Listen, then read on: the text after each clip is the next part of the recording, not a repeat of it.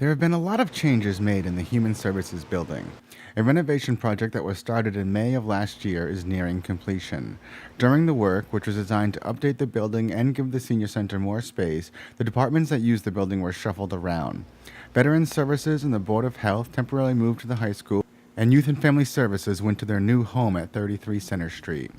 Once those offices on the second floor were completed, the Council on Aging temporarily moved upstairs while work on the first floor was completed.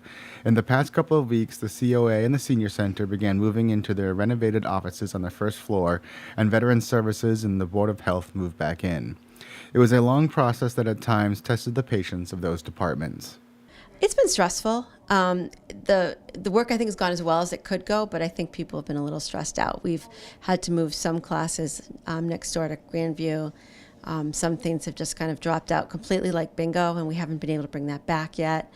There's still construction stuff everywhere in the Murray Kelly wing, which is very frustrating for people.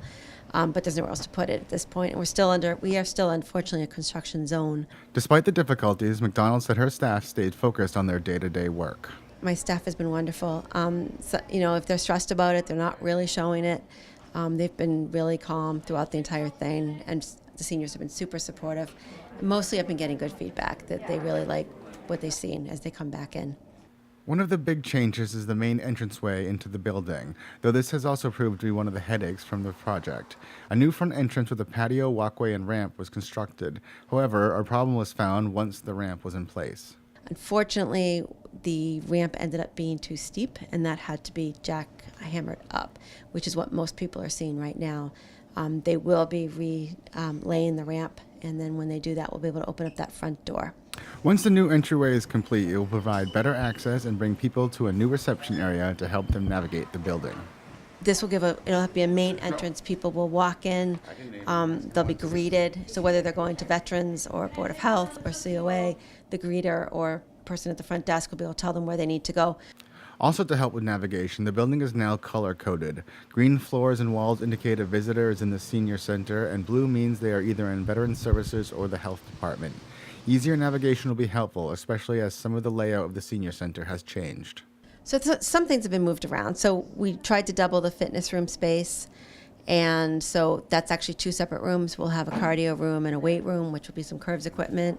The game room will remain the same, but we also have the addition of two conference rooms, so one upstairs and one downstairs. And the leisure room library area will remain the same as well. Finally, perhaps the most important change is the level of privacy the Council on Aging can now offer Burlington seniors as they conduct important business. It's much better. So we have the two conference rooms, which if you really need to get away from everybody, you can take your client over into one of those rooms. But we had someone who was a little bit loud a couple days ago, and I did notice that it wasn't quite as loud. You couldn't hear things quite as well. And I kind of ticked my ear to see how that was going to sound, and it wasn't as bad as it was. So all of the social workers and myself have bigger offices now, so that the sound isn't jumping outside the offices quite so easily. It's important because we have people coming to us with sensitive issues, and especially about their finances, and sometimes they're embarrassed, or it's just, it's nobody else's business. And so with the fact that many seniors don't hear well, and they tend to talk a little bit louder, we really did need to worry about what could be heard outside of our offices. At the Human Services Building, I'm BNEWS Director Rich Hosford.